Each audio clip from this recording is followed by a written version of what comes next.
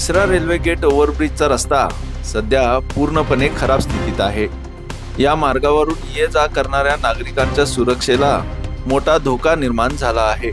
अनेक वेळा प्रशासनाकडे निवेदन दिल्यानंतरही काहीही कारवाई न झाल्याने नागरिकांचा संताप उफाळून आला आहे। या दुर्लक्षपूर्ण कारभाराच्या निषेधार्थ नागरिकांनी या ठिकाणी एक दिवसाचे उपोषण आयोजित केले। उपोषणादरम्यान नागरिकांनी त्वरित दुरुस्तीचे काम सुरू करण्याची मागणी केली आहे। जनतेच्या सहकार्यामधून आज या ठिकाणी आम्ही यशस्वी झालो असे आम्हाला वाटतंय।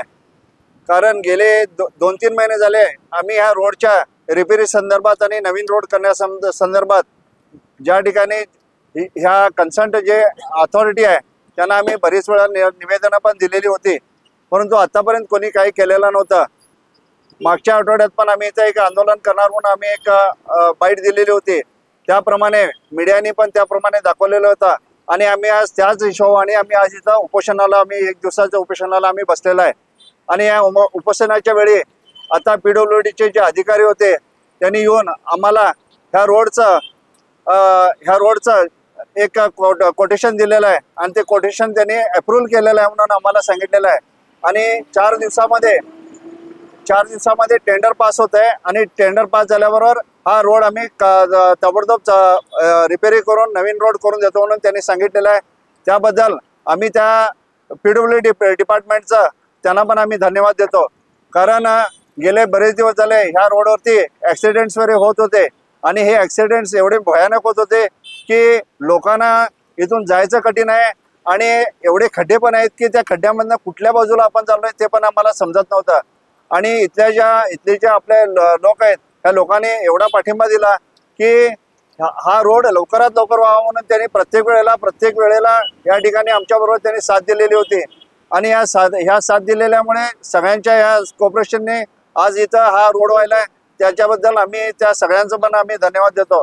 आणि महत्त्वाचं म्हणजे हा जो रोड आहे हा रोड याच्यावरती ट्रॅफिक का वाढली म्हणजे या इथं जो 4थ्या रेल्वे गेटचं जे काम चालू झालं ते 4थं रेल्वे गेट जे बंद झालं त्यामुळे तिथला जो भार आहे तो ह्या 3rd गेटला पडला आणि 3rd गेटला पडल्यामुळे ह्या रोडवरती ट्रॅफिक जाम झाली आणि त्यामुळे हा रोड एक उद्ध्वस्त झाला। आणि ह्या रोडकडे आतापर्यंत कुठल्याही अधिकाऱ्यांनी लक्ष दिलेलं नव्हतं। आम्ही सगळ्यांना निवेदनं दिलेली होती परंतु त्यांनी कोणी काही केलेलं नाही।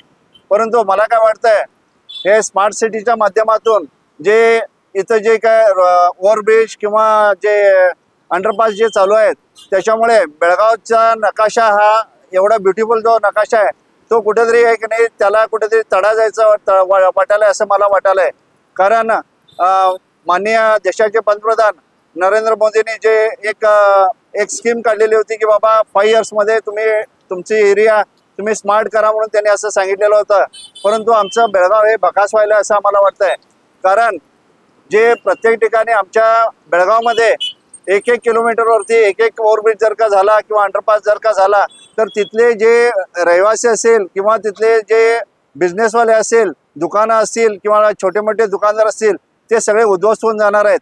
त्याच्यासाठी इथले जे MP असू दे किंवा आमदार असू देत किंवा DC असू देत यांनी एक मीटिंग घेऊन टेक्निकल्सना विचारून आणि रेल्वे डिपार्टमेंटला विचारून त्यांनी एक मोठी एक मीटिंग घ्यावी आणि जे रेल्वे आहे ते रेल्वे अंडरपास करायला येते का त्याच्यासाठी विचार करावा। का म्हणजे अंडरपास जर का रेल्वे केली तर वरच्या लेवलला रोड ॲज इट इज राहतोय। आता मुंबईमध्ये वगैरे पाण्यातून रेल्वे त्यांनी जाते, पाण्यामधून जाते, समुद्रामधून जाते। तसं इथं पण आहे की नाही हा जो रोड आहे की इथले हे रोड लेवलला ठेवून आहे की नाही ते अंडरपास रेल्वे किंवा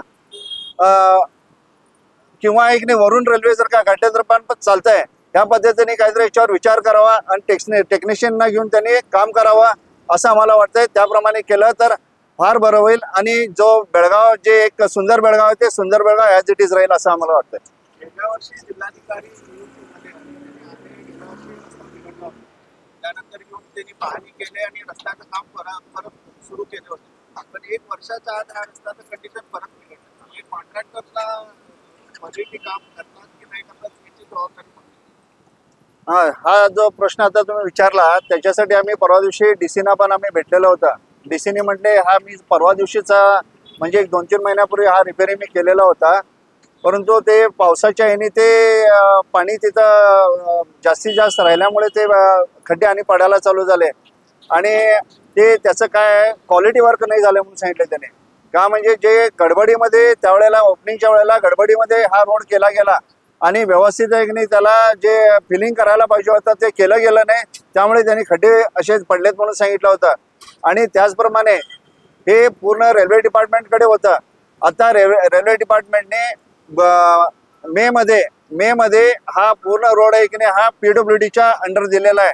त्यामुळे PWDने ह्या NH4 कडे हे आलं असल्यामुळे त्यांनी आता याची शहानिशा करणार आहे. मग आता हा तुम्ही उपोषण करताय, तुम्हाला आश्वासन भेटलंय की हा येऊन रस्त्याचं काम सुरू करणार आहे.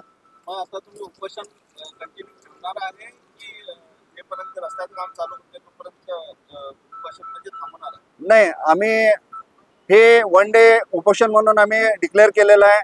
त्याचप्रमाणे आम्ही सगळ्या डिपार्टमेंटला एकच दिवसाचं म्हणून आम्ही दिलेलं होतं. आणि महत्त्वाचं म्हणजे आज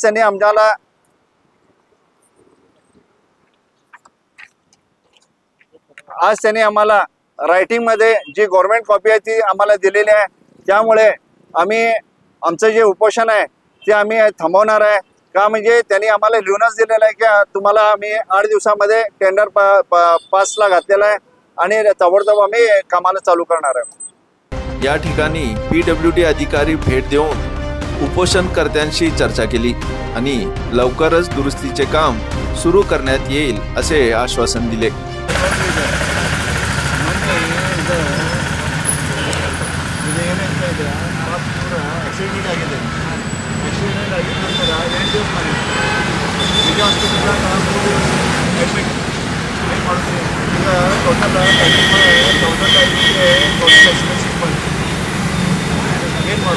ಅದಕ್ಕೆ ಅದರಿಂದ ಟೆಂಡರ್ ಹತ್ತಿರ ಅದಕ್ಕೆ ಸ್ವಲ್ಪ ಜವಾಬ್ದಾರಿ ಬರೋಬರ ಐತಿ.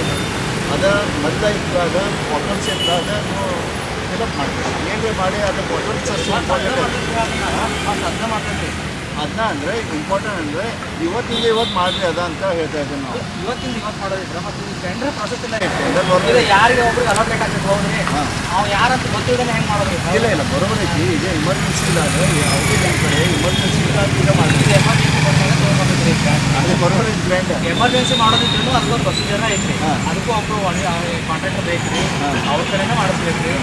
ಮತ್ತು ನಾಳೆ ನಾವು ಮಾಡಿ ಅವ್ನಿಗೆ ಬಿಲ್ ಹೆಂಗೆ ಮಾಡೋದ್ರಿ?